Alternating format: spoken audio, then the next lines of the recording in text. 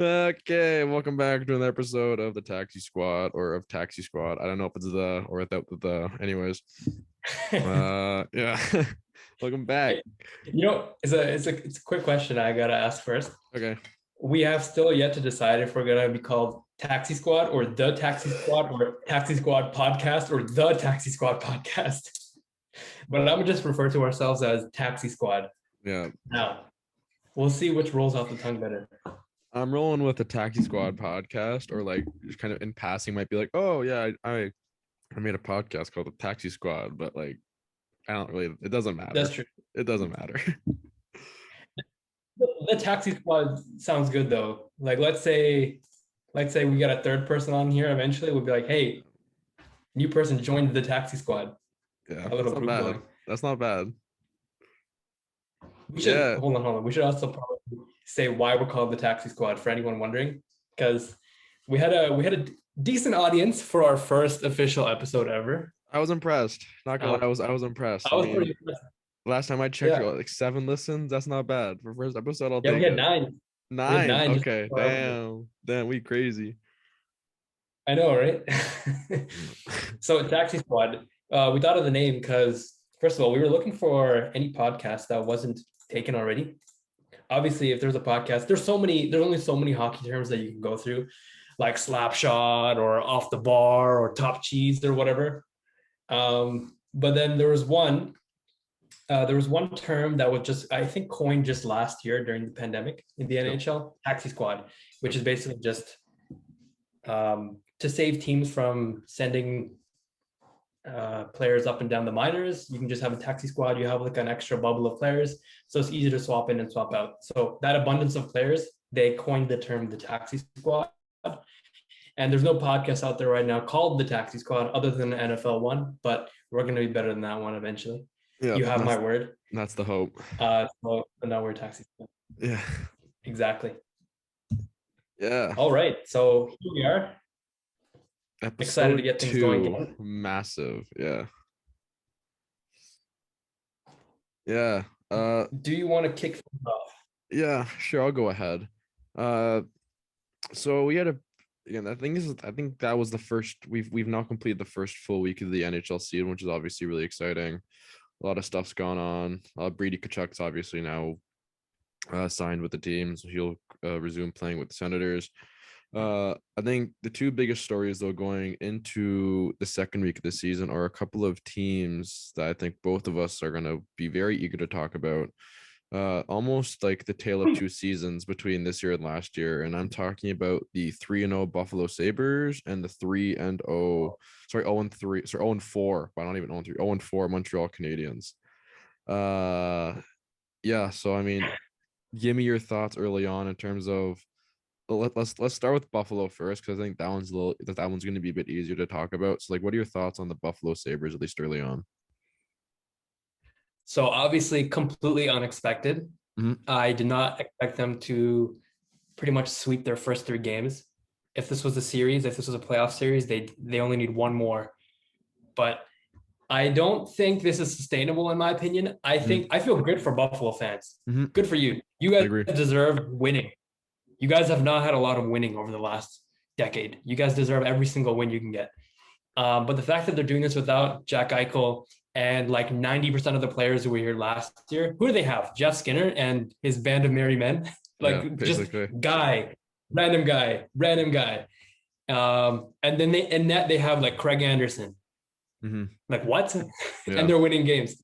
Yeah. So good for you. You deserve it, fans, but I don't think it's sustainable. I don't see this lasting much longer. That's just my realistic view on it. Yeah. So here's my take on it. They have played 3 pretty mediocre teams. They have played the 0-4 Montreal Canadiens. They have played the 0-2-1 Arizona Coyotes. And they've also played the 1-2-1 Vancouver Canucks. Now, the Vancouver game where they actually beat them 5-2, I think is an impressive one. I will give them that. I'm not gonna really shit on the Buffalo Sabres as much as you may have, but I'm actually gonna choose to look a bit on the positive side with the Buffalo Sabres here, because although I think we can both agree, I don't expect them to continue this pace the rest of the season. They're obviously not going to go 82-0. That's not what I mean. But like, I still don't expect them to make the playoffs. But I do think there's actually a pretty decent chance here that the Buffalo Sabres are actually going to have the ability to surprise some teams going into the season. Because I mean, you're right. They don't have Jack Eichel, and they don't have a lot of kind of superstar talent on this team. Like, I don't even think you can really say they have that many above average players on their team. But like, I look at their roster right now, and like, they still have Jeff Skinner, who, I mean, say what you will about Jeff Skinner, while there is a good explanation that he wasn't properly used under Ralph Kruger, like, I think last year, again, I'm not 100% sure about this, but like, I think he had like a ridiculously low shooting percentage last year. That's gonna come up. Kyle Okposo, again, was he? It's in Buffalo's best. I'm not expecting the same for Kyle Okposo, but I still think he can be at least somewhat useful player there. He better be, considering they're still paying him $6 million this year and next season to basically play on their third and fourth line, which obviously isn't great. But like, Victor Olofsson had like 30 goals a couple years ago when he was playing with Jack Eichel. See that they have a nice player there. Tage Thompson was once a top prospect for the St. Louis Blues. He came over in the Ryan O'Reilly trade. Dylan Cousins is obviously still a really highly touted prospect. I'm not saying they're going to be a great team. I'm not saying they're making the playoffs. I just think they have a lot of potential to surprise here, and especially on their back end. Like, they don't even have Henri Yokiharu yet, who I think is a pretty underrated defenseman, and they still have Dahlin, Will Butcher, Colin Miller, Mark Pysyk, and Robert Hagg. That's not a horrible defense core. I mean, don't get me wrong, it's not great, but I still think this team has the ability to surprise. And like, I'm not, again, I probably would put them towards the bottom of the league. I just think we may need to kind of readjust our expectations in terms of how bad they're going to be. Fair enough. I have their cap friendly open right now. Yeah, it's not pretty. I've looked at it before. It's not pretty. Okay, I wanted to share my screen, but host is disabled screen sharing. I forgot. No. Okay, like, again, we're not gonna go through that. Yeah, so I have it open right now. Hold on. So just give me a second. For anyone who is wondering, we also have episodes available on YouTube, so you can view our screens at the same time, or you can listen on Spotify. Yeah. So if you can see my screen, you can see my screen, right? Yeah. So again, the most glaring contract on this team, without question, is Jeff Skinner for the next 1, 2, 3, 4, like 4 years, 5 years, and it ends at eternity. It ends at 2026, 2027. That's a bad contract. Like I said before, Kyle Okposo is making 6 for this year and next year. Like, the one thing you notice on this team, though, is there's a lot of red. There's a lot of contracts coming off the books after this season, which is going to be, I think, is going to be a good thing for this team. But they still have some really nice players here, in my opinion. I don't know about that one, bro. Like, okay, Jeff Skinner, obviously glaring. Yep. $9 million, and he's your highest paid player by far. Yep. He did nothing last year. Fine. I'll chalk it up to Buffalo is. They had a horrible carousel coaching. Yeah, so let's just write off the Jeff Skinner contract, because, like, in my opinion, like, in terms of this roster, I consider that like a one-off. Like that is a horrible contract. And in terms of the ones that are on the books right now, that is probably the only like one big contract where you're like, holy cow. Like, the only one you might also look at it like that is Jack Eichel, because he's injured. But like, I don't think either of us expect Jack Eichel to be on this team for like much longer. But when he's healthy, he is worth that contract. That's the other thing. Like, take that. You're only paying $1 million more for Jack Eichel than you are for Jeff Skinner. That's crazy. Oh my god. Like, anyways, like, yeah, I mean, okay. So a lot of teams, they have bad contracts. So I'm willing to give the Buffalo Sabres a mulligan on this one. Okay. Whatever. Jeff Skinner, $9 million. It is what it is. I think he'll have a better season this year. I do. That's my hope for the city of Buffalo. Like, they can't get much worse than that, right? Yeah. But other than that, and then like a few other players on their main team, who do we have? Some dude named Rasmus Asplund. That's like one of 50 Rasmuses in the league. Sorry. I guess this is what I'm coming from. Like, I look at the young players they have on this team, like Olofsson, Middlestat, Anders Bjork, Tage Thompson, Dylan Cousins. Like, like they can really only go up from here. Like, and I mean, sure, like in Dahlin as well. Like Dahlin's only Yes, 21. yeah. That's crazy. Like, and I mean, don't get me wrong. Like there's obviously still a chance that them being up at the NHL level at this point in their career could somewhat stunt their development. But like,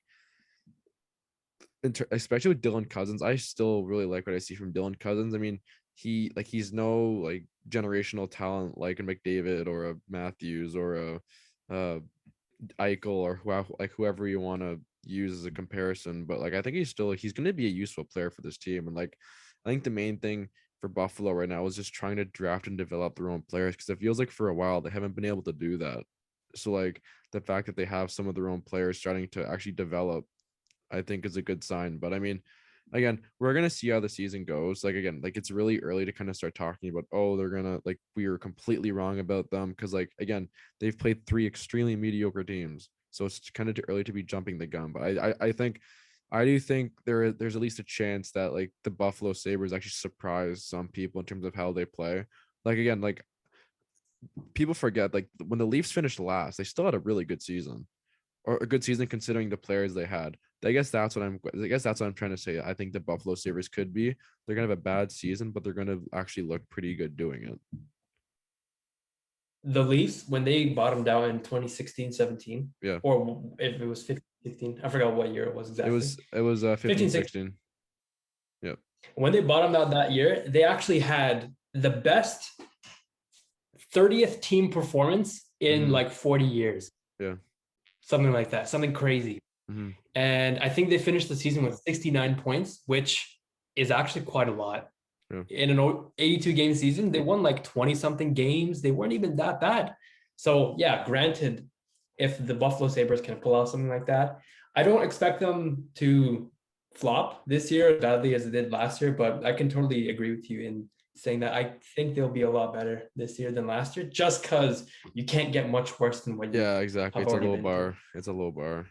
Very Yeah. low bar. The bar is in hell. Yeah, basically. And then now we can kind of get into, I think, the one that might be the most surprising start so far. I don't necessarily think it's surprising in the sense that of the result. I more so think it's the Montreal Canadiens have had a really disappointing start considering just how they've played. This so I'll quickly give my take first, because again, I'm gonna keep it pretty short and sweet. This team looks awful. Like they like it just looks, Yeah. sorry, they Yeah. look awful in the sense that they are now, off the bat, they have the worst goal differential in the NHL. So they're not scoring goals, they're allowing goals. Their power play is, I think they're like 0 for 12 or something ridiculous to start off the season. Like they've lost, yeah, they've obviously lost 4 in a row to start the season, and it just looks like whatever pieces they lost in the offseason, um those pieces have drastically hurt this team, because they can't get anything going at this point. Like Toffoli looks nothing like he did last year. And I know people were expecting them to at least have a relatively bad season, considering, like, if you look at the stats last year, like they shouldn't have made the playoffs last year if you go back to the conventional playoff format. But I just don't know where the Canadians go from here. I mean, again, super early on in the season, they can bounce back. I still believe in Jake Allen, believe it or not. I do still like some of the players on that team. I think Brendan Gallagher is a really nice piece. Toffoli, I think, is, say what you will about Toffoli, I think he will at least get going at some point. Slow starts are natural, or do happen from time to time. I just think, or to start off the season, I think it's just a horrible, like, you could probably say this is probably the worst start that you could probably expect of the Montreal Canadiens, because they're not getting anything going offensively or defensively. Okay, I'm gonna say a few things. Mhm. So I'm gonna be honest here. I expected Montreal to be bad this season. I Mhm. didn't expect them to make the playoffs Yep. because simply not having Carey Price, Jay Weber for a good chunk of your season. I don't know how long they're out until, but I think it's just indefinite for now. Yep. having them not on your roster is a huge blow to a team that already lost Kotkaniemi in what was the weirdest offer sheet shenanigan That's I've funny. ever But seen. anyways, yeah. We'll get into that another day. Mm-hmm. But honestly, their roster was gutted from last year. So already I was not expecting them to do good or do well. That's the better way to say it. Look at the roster right now. First line, Toffoli, Suzuki, Caulfield. Not bad. Not bad.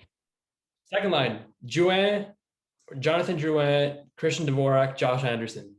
Also not that bad. Not bad. Ooh, and then you got Mike Hoffman, Adam Brooks, and Brendan Gallagher on the third line. How come I didn't know that? I thought Gallagher would be playing higher. That's what. Well, Anyway, like Adam Brooks, by the way, screw you, Montreal, for taking him from us. I really wanted him to be a Leaf, and then yeah. And then fourth line, Lehkonen, Paquette, Armia. Honestly, not a bad roster given how things have gone. Mm-hmm. I expected more from this roster, so I knew Montreal was going to be bad. Not 0-4-0, like not even an overtime loss. Yep. All 4 straight regulation losses. And not only are they 0-4, they've been heavily outplayed in basically every game they've played to start off the season. The only exception I can really think of is where like they started off really well against the Leafs in the home opener, and then after the first period, they basically got their show run. So like you're right, like it's actually not a bad forward group, and it's actually not a bad defense core. I actually like the Habs defense core. I like David Savard. I like Ben Sherratt. Like I would take him on my third pair. I like Alex Romanov. I like Jeff Petrie. But like, man, like you know what it is? So they also lost Philip Deneau over the offseason. So I just remembered that just now. LA. You know what it is? I don't think this team is that bad. It's their identity has kind of been stripped away from them over the last couple months. And maybe we were really high on them after their magical playoff performance. Maybe they wasn't. They were exceeding. They were exceeding expectations, but definitely. Go ahead. Yeah. Go ahead. Okay, I'm gonna go. They exceeded expectations, but the players who really drove that playoff success, they're gone right now. Mm-hmm. And 2 of them, we have no idea when they're going to return. So maybe the rest of this roster, they're struggling without those key pieces. Mm-hmm. And the way it's set up right now, not bad, but without your identity, you're not going to go anywhere. Well, here, let me counter that. Like, what are? Yeah, exactly. That's exactly what I was going to ask you. Like when they had all their pieces, what would you say their identity was? I think so. When I thought of the Montreal Canadiens last year, I thought like never say die. That was their identity. Okay. Regardless of what game they were in, they're always competing, hard checking, hard nosed. Didn't score a lot of goals, but they kept every single game tight. Defense was good, and then they have the best goal in the world, Carey Price. That's what I thought of them. You see, it's kind of funny to think that because I think there's a lot of people that thought of them like that, especially after the playoff run. But I think what a lot of people forget is down the stretch, the Montreal Canadiens were awful, like leading up to the playoffs, and they were actually pretty close to missing the playoffs. Calgary actually almost grabbed that. I say there was a time towards the end of the season where Calgary is actually pretty close to grabbing that last playoff spot. I guess my thing is like, even last year when they had Carey Price, he was awful. Or not awful, but like he was nowhere near playoff price. The playoff price that people were talking about when they were talking about in the playoff pre-shows about, oh, if the Habs are gonna have any chance this series, Carey Price has to do what he usually does, and when there's pressure, he has to dominate. Carey Price last year, I think he was hovering around a 900 save percentage for most of the season.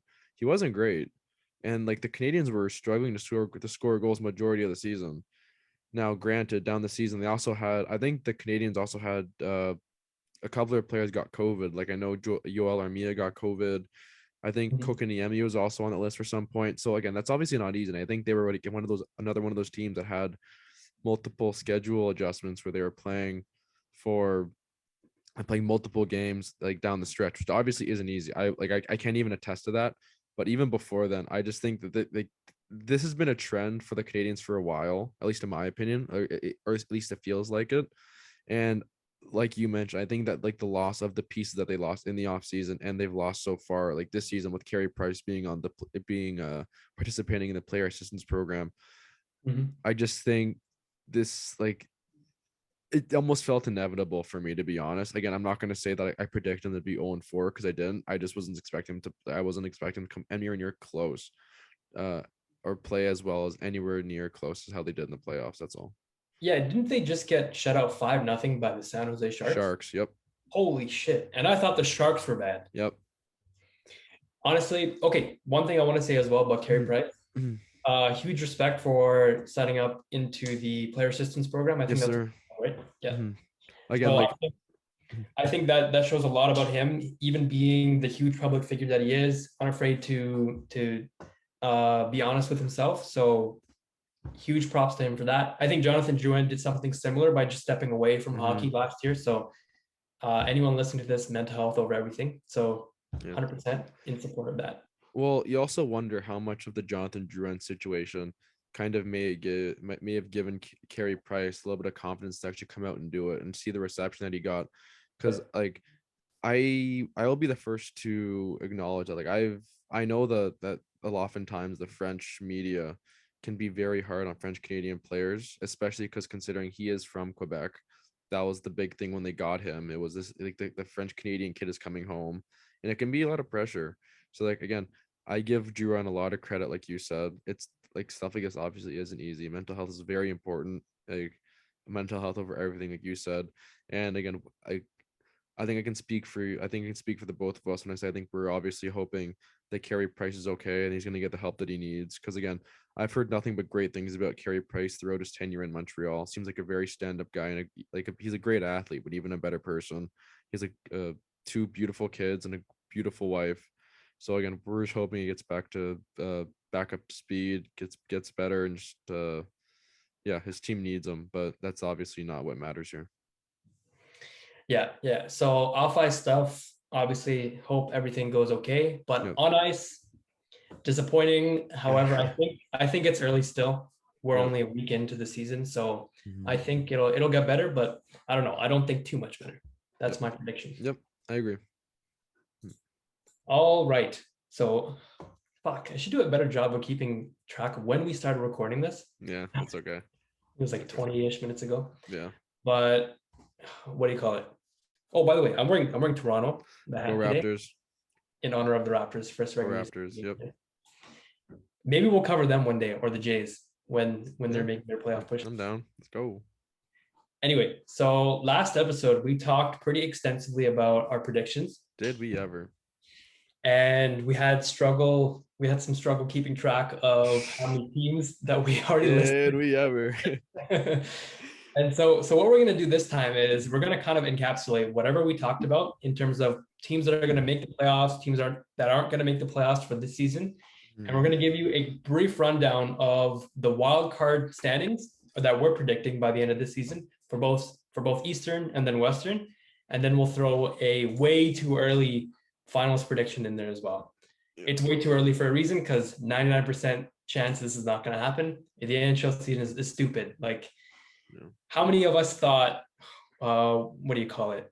Vegas, for example, was going to make the playoffs and go up to the cup final when they did, and then lose to Washington, who wasn't even supposed to make that cup final. That 2018 run for both teams was stupid, but it's the NHL. All right, so I can go first. Yes, sir. Go ahead. Eastern Conference. So I talked about this last week, but I have Toronto number 1. Don't judge me. Crazy. I have Tampa 2 and then Florida 3. I think we talked about the reasons extensively last time. Tampa, by the way, did you see the Kucherov going on LTIR again? I did. So Jack Eichel's going to Tampa. Tampa Bay, they've shown that they can rig the cap in a way that's still legal. And you know what? Full props to them for navigating through the cap like that, because I wish the Leafs could figure out something like that. Hey, Brandon Prim does a great job. I don't know what you're talking about. He does a good job. He also came up with the cap. He was one of the founding fathers of the cap itself, Brandon Pridham. So that's weird. Anyway, so I got Toronto, Tampa, Florida, top 3 in Atlantic. In the Metro, I've got Carolina number 1. I said that last week. And then I've got Washington. Last week, I said the Islanders were going to make it. However, after seeing the Leafs lose to Igor Shesterkin and the Rangers this last week. I have the Rangers at number 3. I think they look pretty good. They didn't lose. They got just dominated. Like they got they got dominated by the Leafs, but I think they're better than I thought they were. I think I saw a stat after that game. I'm not sure if this is accurate, but if it is, it's crazy. I think that was Igor Shesterkin's third 40 save victory over the Leafs in his career. That's crazy. Holy cow. Igor Shesterkin alone, or do you mean New York Rangers goalies?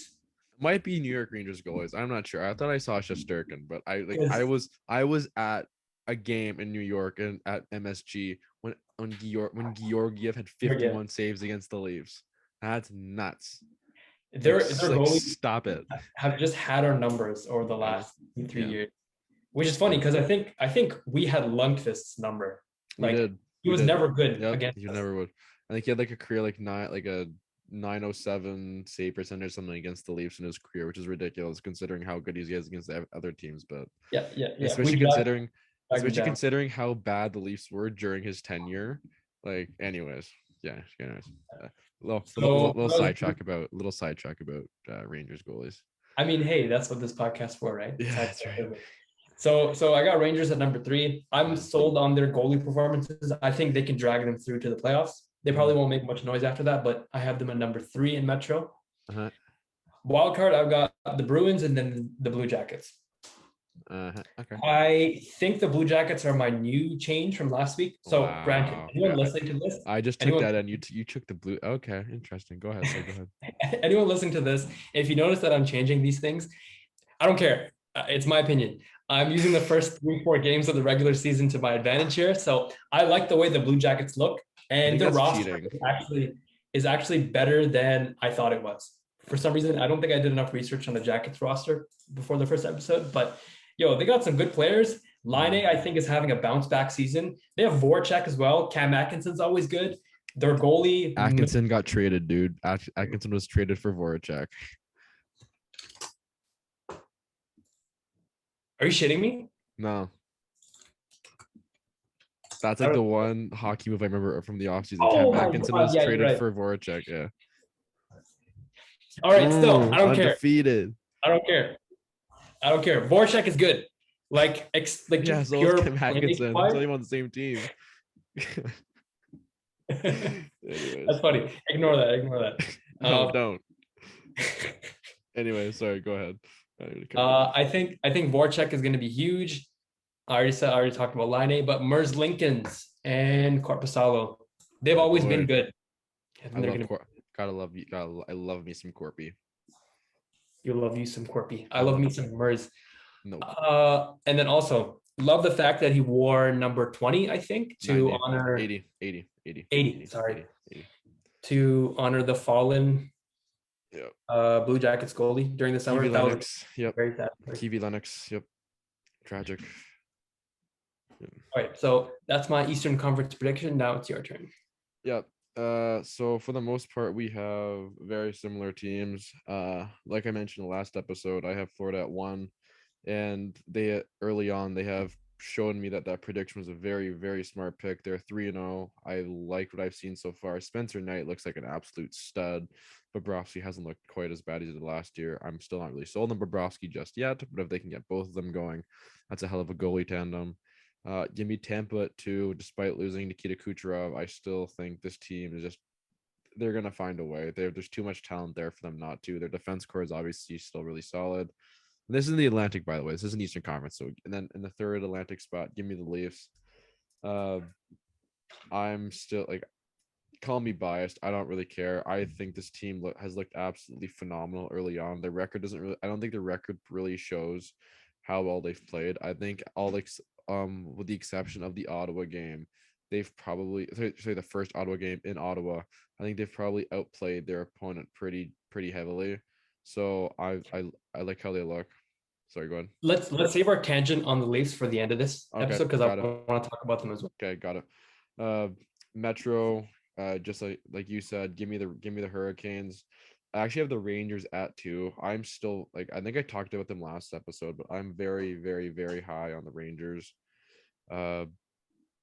for most reasons you talked about. Maybe I'll go on a tangent on them later, but I still like Zibanejad, Lafreniere, Chris Kreider, and Artemi Panarin. That's a hell of a group of four forwards, and like the amount like they're getting like outside of Panarin, like that, they're actually pretty decently paid. My third spot, give me Pittsburgh, and for one reason only.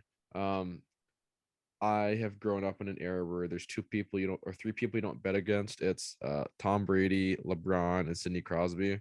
Sidney Crosby is probably the best player of my generation. So they're going to be getting Malkin back at some point. Give me the Penguins at 3. And then my two wildcard teams for the Eastern Conference are the Washington Capitals and the Boston Bruins. I'm just gonna say I don't feel confident that I left out Sidney Crosby. That's fair. I will say this: the fact that that it doesn't seem like there's an actual like definitive return date. It sounds like he's getting close, but the fact that they don't have a definitive return date is kind of concerning. But Yeah. like it seems like he's practicing. He's still on the ice with the team. Like, it sounds like he's actually getting back to like practicing with the team now, so he shouldn't be out too much longer. But I even without Crosby, they've actually looked pretty good. So I mean, I just can't imagine how how they're gonna look when you actually get him back. Yeah, that's a good point. Mhm. Malkin as well. I don't remember. Is he back yet or no? Nope. He's gonna be back around Christmas, around December. That's a long time to play without those guys. Like they have Danton Heinen on their first line. But they're also getting Crosby back like in the next couple games, hopefully. Okay. Yeah, honestly, I could see them making as well. Maybe I'll regret not including them, but Mhm. I have a feeling one of Pittsburgh or Boston will not make the playoffs this year. And I think between those two, it's probably gonna be Boston. Just to be Yeah. like completely transparent with you. Yeah. Yeah. Okay. So Western Conference. By the way, I'm gonna say my Eastern Conference pick for whoever's gonna make it out of this division. Yep. I'm just gonna go Conference. with my gut and say Tampa. Okay. Who knows? Maybe three-peat. Yeah. But my emotional pick is saying Toronto. My experience is telling me, you idiot, don't ever say Toronto. And Yeah. So you say Tampa, I say give me the cross-state rivals and the Florida Panthers. it's a good pick as well. Okay, Western Conference. So I've got in the Western for the Central Division, number 1, Colorado. Yep. That's obvious. Number 2, Minnesota. Yep. I think they looked phenomenal over They the look really first 2 good. games they had. They look really good. Yep. Kirill Kaprizov is only going to get better. Their goalie's good. Give me Minnesota. I'm saying give me now. Stealing that from you. Then I got Dallas at number 3. Interesting. Dallas, Okay. I really liked. So they're 2-2, so they're actually kind of mediocre so far. But I think their last season was just like the Buffalo Sabres. I'm going to give them a mulligan. It was crazy last year. I think multiple players got hurt. Multiple players got COVID. They had that thing where like Yeah, it was like really cold in Dallas, where like everything was freezing, so they couldn't yeah, even. They had like it was nuts. Like holy cow. yeah. They were one of the first teams last season to go down with COVID. I know Dallas had it really bad. Vancouver had it really bad. But Dallas, even though they went through all those factors, they still almost made the playoffs. Yeah. So I think on a team with like Tyler Seguin, Jamie Benn still, and then you got Rupi Hintz coming up. You got what's his face? Eero Heiskanen. I think this team is good. Joel And Pavelski still a Holtby star. looked Yep. excellent so far. Yep. Yep. I agree with that. I agree with I all that. got Dallas for my third in the Central Pacific. I've got Edmonton. I'm still not changing on that one. I think they're number 1. Then I got Vegas and then LA. Mhm. And then wild card for the Western, I've got Seattle. I still think they're 1-3-1 so far, so not good. But I still have a feeling they'll squeak through. And then I'm gonna go I don't Vancouver. know. Yeah. Okay. That's not bad. Again, so we have very similar teams. Not really surprised there. So I have in the Central, I have Avalanche first, and I made a little note there. I think they're going to win the President's Trophy for the best, best point total in the NHL. Um, And I have Minnesota at 2. I have the Winnipeg Jets at number 3. For the Central. In the Pacific, I have Vegas at 1. Although I will say I tried to do these predictions off of how I was feeling at the beginning of the season. I will say some of the injuries that the Knights have already suffered early on in the season do have me very iffy about that pick. Mark Stone is obviously going to miss some time. I think Max Pacioretty's out 4 to 6 weeks, so a little concerned Yep. about that, but that's okay. I still think the division's weak enough that they still have a pretty good shot at winning it. Edmonton looks great. Uh, they clearly Telling have, you. yeah. I may have been wrong about the Edmonton Oilers. Although while I didn't like their signings, it seems like they're just making those signings irrelevant by just completely outscoring the opposition, which also works as well. I've seen that work as well. However, when the playoffs come, typically that actually tends to go away. And then this will be a bit of an I don't want to say unpopular pick, but this is going to be an interesting pick. My third pick in the Pacific is actually the LA Kings. I think they've looked phenomenal to start off the season. I really like some of the pieces they have. Again, I think Kopitar's tied for the league lead in league scoring. Drew Doughty's still really. He's not what he used to be. I don't think he's in his prime anymore. He's still a pretty good defenseman. They have a nice piece in Iafallo. They got a couple really nice pieces there. I'm really high on the Kings. And then for Same.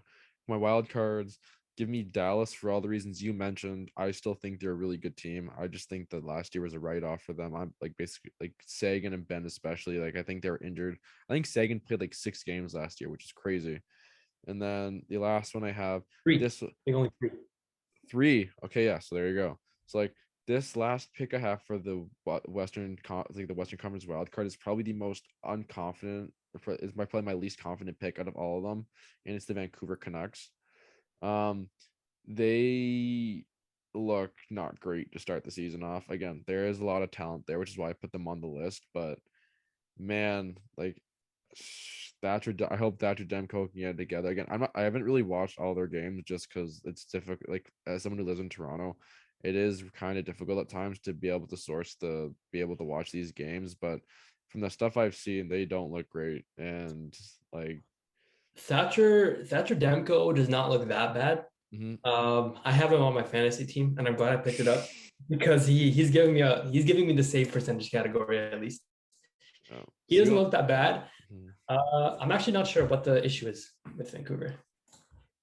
I think the issue with Vancouver is what it usually is with Vancouver is I suspect it is that they are allowing a lot of goals. That would be my prediction. So they are currently 2-1, so not awful, 3 points.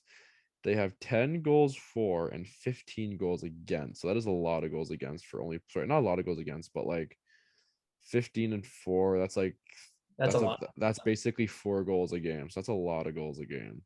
Yep. So And again, they lost 5-2 to the Sabres and they have a yesterday. -5 goal differential for obviously have a -5 goal differential for I read off, but I still think this team will get it together. Again, like if you look at the teams in this division, like San Jose is 4 points. I don't think that's sustainable. They're 2-0. Anaheim is 4 points. They're 2-2. I don't think that's sustainable. Vancouver's at 1-2-1. So that's I think that should be sustainable considering if it's not, they're gonna suck. The again, I'm not high on the Kraken. Vegas has looked very mediocre, but again, I'm giving the benefit of the doubt because of injuries. The Kings I think will still bounce back, and the Flames are just a tire fire. So I'm just discarding them completely from the equation. Yeah. I think my most unconfident pick. So in the East, I think it was what did I say? Probably like the Rangers. Who knows? I think maybe Pittsburgh could replace them in my standings. But in the West, my most unconfident one would be Seattle. I was just high on them just because I felt like if Vegas in their first expansion year could pull it off, maybe Seattle could surprise a lot of people. So far, 1-3-1. Don't think they've looked very Yeah. good. Well, But I like mean, you got Grubauer in net. That's good. yeah, he's on my fantasy team, and he's kind of let me down early on. So well. So I wouldn't be surprised if the Kraken don't make it, and I don't know, the Jets make it, for example. Yeah, I don't think the Kraken are gonna make it. Again, people are keep comparing the Kraken to the Knights. I just don't think it's a very. I think it's difficult to compare any expansion team because the pool of players you have available is so different. You look at what the Knights did. They got 2/3 of their first line from Florida, in Riley Smith and Jonathan Marchessault. Yep. Like how? Yeah. That's one of those signings where like you're not gonna get that like more than once. And like again, what kind of bums me out is like I think they actually had like the Kraken had an opportunity to take some really good players. There were some great players in that draft. Carey Price, uh Vladimir Tarasenko, who's my boy. I love Vladdy Tarasenko. Actually met him. Super nice guy. Justin Hall. Okay. Yeah, like. Anyways, I'm not gonna go on a Kraken rant. Maybe we can do that another day. But yeah. Anyways. Yeah, we'll save the Kraken rant for another day. But Is there? Vegas definitely they stole from Florida. Imagine how much better Florida would have been. They stole from multiple teams. Anyways, yeah. Pittsburgh gave them a first to take Fleury. Yeah. Oh my god. Yeah. Oh my god. Well, the crazy thing is we talk about how I think it's kind of interesting because people talk about how great Vegas is and how well they did. And they have so many draft picks in their first year as an expansion team. They're going to be able to do so much and start fiddling for assets. Well, what have they won? That's true. Yeah. And now that we're in a situation where, at least me personally, I think their window is closing very quickly. Oh yeah. So I enjoy it while you can, Golden Knight fans, because I think the pain that you were expecting as an expansion team is coming quicker than you think. What a weird team. They went from stupid good, now they're getting bad. I give them credit. They've been turning every stone so that they can be competitive every year. I give them a lot of credit for that, especially because there's not a lot of teams that do that nowadays, but it's catching up with them, unfortunately. So anyways. Yeah. All right. So, and then out of the West, I have Colorado. Yep. I'm betting on them again. Yep. You can count me in on that as well. I got the Avs as well. So in the finals, I've got the Avs and then Tampa. That's been my Stanley Cup final prediction for the last 2 seasons. So we'll see how it goes. I'm gonna go round 3 because I predicted the same thing last year, and then Colorado let me down. Yeah. They lost to Vegas, and then Vegas lost to Montreal. What the fuck? Okay. But yeah, I got Avs and then Tampa. I think this is the Avs year. I think they win it. Yeah. That's my prediction. Yeah. Give me the Florida Cats. I look at the Panthers and outside of their the last couple of guys on their blue line, I struggle to actually find a weakness on this team. I mean, I guess you can call it goaltending from time to time depending on how they're playing, but I am just extremely, extremely high on the Panthers this year, and I'm not quite as high on the Avalanche because what I've noticed is I'm starting to realize that the Colorado Avalanche, in terms of how they're structured, remind me a lot of the Boston Bruins, where they have a very top. They have a great first line, and after that, everything's just kind of they have some good players. Do not get me wrong. I'm going to quickly pull up their daily face-off just so I can actually have some credibility making this argument. But just off the top of my head, their second line center is Nazem Kadri, Andre Burakovsky. He's great. I love Nas. Don't get me wrong, but look at this. You go from so when Landeskog is in the lineup, it's Landeskog, McKinnon, Rantanen. Yep. And then you go Burakovsky, Kadri, Comfer. That's a good second line. I think Burakovsky is very underrated, but JT Comfer is not a second line player. Darren Helm, Tyson Jost, Logan O'Connor are very good players. Martin Kaut. I don't even know any of these guys on their fourth line. Me neither. But what I will say is their blue line is absolutely phenomenal. Gerard, Makar, Byram, Johnson, Ryan Murray, Jack Johnson. You can't get much better than that. Jack Johnson, except Jack Johnson's the only one. But I'm pretty sure the only reason he's playing is because Devin Taves is out. That's true. So you put Devin Taves in for Jack Johnson, that third pair with Ryan Murray, or you put him on the second pair and move Bowen Byram down to play with Ryan Murray. This is a great defense core, and again, they have Darcy Kemper, who's had a great season last year, so I still think they got it. I think they'll be fine. Yeah, I think so. Yeah. So do you think they're going to win the cup as well? No, I got the Florida Cats. You got the Cats winning the cup. I got the Panthers. Okay. I got the Panthers. Wow. Yeah. Damn. Biggest Florida Panthers fan right here, but only when they're not playing the Leafs. I'd love to go to a Florida Panthers game versus the Leafs. I've been. A good vacation getaway. I've been. It's quite great. To that stadium? What's it called?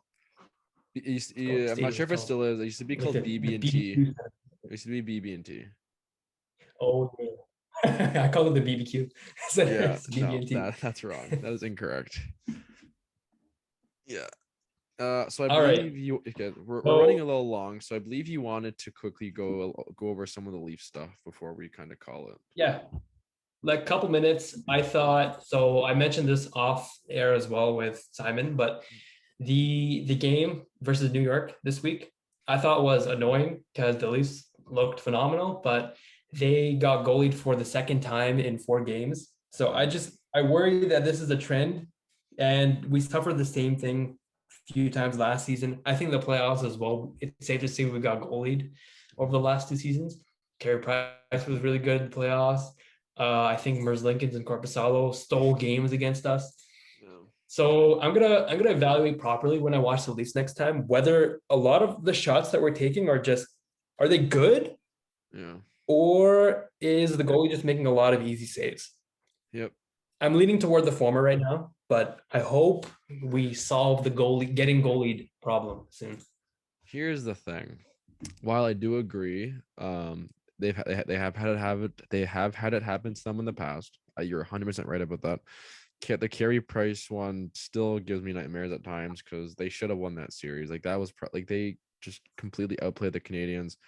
Corpus Lincoln's, like they got goalied at times, but there was also times where the Leafs had their number. Like what was it? Game 4 where they came back from 4-1, or was it 4-1 against Columbus, like with like a minute, or like what 3-0 or whatever it was, like they're 3-goal deficit. Like they had Lincoln's number. But like again, I just think with that team, our team just wasn't all that great. Like, anyways, like Yeah. we can argue that all you want, but what I'm gonna say here is like, so I was actually at the game on Monday. Just a little fun fact for you listeners out there. But I was actually at the game on Monday. I think that was the first game I've actually seen. Sorry, the first regular season game that I've seen where under like the new system under Sheldon Keefe. And that might have been the most structured and just probably the best hockey I've seen for 60 minutes live, or like, or not even live, just in general. I've seen they've played in a very long time. They started on time, which is something we talked about last show. It that this isn't something like the last couple of games now. Leafs have started on time. They looked great, and they basically dominated the whole game. The only thing is, I think the way that when we saw this with the Marlies when Sheldon Keefe was running the Marlies, but what the Leafs are now a possession oriented team, or it feels like that. Mhm. So what you see in the offensive zone, you see a lot of cycles, you see a lot of patience, you see a lot of moving around in the offensive zone, which I think is great. The only thing is that obviously, like you mentioned, that's going to reduce how many shots you actually get off. But as I mentioned, as we talked about, I think they finished like 41 shots. I think they outshot them like 41-28 or something like that. So like it wasn't like they were exchanging shots all game. They're getting their chances. They look great. Like Matthews alone had like 10 opportunities in the first 2 periods to at least get 1 or 2 goals. He didn't because again, In shut it. overtime. Yeah, and overtime. Shout out again. Shout out to Shesterkin. That was an absolutely unbelievable performance. He got the first star of the night as he should have. But I'm not worried about this team, at least not yet. Like again, one thing that I've heard a lot of people talk about, one thing that I also believe as well is like process over results. And early on, I think they started off a little rocky. That they had a couple bad starts, one against the Habs, one against the Sens. But hopefully now we can kind of start to see them actually continue to build this momentum, keep chugging along. Hopefully they have no more injuries. That'd be great. And then we can go from there. But again, I'm not worried. I'm trying to enjoy the hockey that I'm watching because it is very good. One quick shout out though. I I love the Kerfoot comp Andre Kasha line. On like they look like they are flying. I like again, they're not Matthews, they're not Tavares, they're not gonna wow you offensively. But in terms of a third line, this might be the best third line, or sorry, like the most well-rounded third line we've had in a very long time, and it's refreshing to see that because I think for a while, one thing that's been missing on this team is just like that threat after the first 2 lines come out. Because then you roll it with like Mikheyev, Kerfoot, and like I don't know, like Joe Thornton or Wayne Simmons, and the puck Yeah. completely dies. So it's Yeah. really nice to see they actually have some momentum on the third line now, or they have players on the third line that can actually do something. Like Okay, I'll give you that one really quickly as we wrap this up. My last thought is, my thing that I'm taking with me this season is, okay, predictions aside, I don't care what happens in the regular season, aside from just make the fucking playoffs. Um, but I'm looking for like good habits. This was said by Sheldon Keefe in the documentary, all and or just nothing, good baby. performance. Yep. So first few games, not bad. I think the third line, like you mentioned, it's pretty good. I really like individual performances from Camp, for example, so far. Mm-hmm. Matthews looked fine, Mm-hmm. but it's just a matter of keeping it up now. I Yeah. wish I was at the OT game. So jealous. Yeah. That was the That was most crazy. exciting I was. That was crazy. Yeah, and like again, one thing I'm kind of one thing I want to see is again, so the Leafs obviously played the Rangers, who are off to a good start. Don't get me wrong, but they've also played Ottawa twice. They've played Montreal, and I think that's it. They are 4-2. So they're 4 games. Yeah, they've played Montreal, Ottawa, twice, in New York. Yep. I want to see this against like a Florida or a Tampa or a Boston even, or a I'm Pittsburgh. I'm so happy that they're playing Yep. non-Canadian teams now. Yeah. I got so tired. Yeah. Yeah. And the entire preseason, the first three games as well, Canadian, Canadian, Montreal Canadian. and Ottawa, baby. Yep. Now Yeah. they're playing San Jose. Again, I get it. Like they're trying to reduce travel. So again, Yeah, we get San Jose, and then we get Pittsburgh on a back to back, which I'm not thrilled about, but that's okay. we got this. Don't worry. I put this on Twitter. It pisses me off that out of the first 6 games, 4 of them are going to be on back to backs. That seems absurd to me. Like I'm fine with it if it's early in the season. I'm honestly not too worried. I hate when it's like a 5 and I'm 7 not and you're okay. game 60, 70. My thing is, why the hell isn't like Philadelphia playing two back to backs their first 6 games of the season, or like why isn't like Washington, like, Yeah. anyways, like because it happens every year.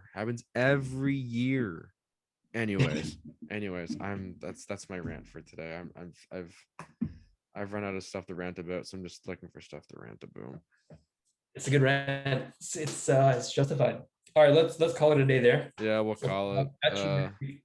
Yeah, thanks for listening to the Taxi Squad. We'll be back on Wednesday at 5, and we'll see you then.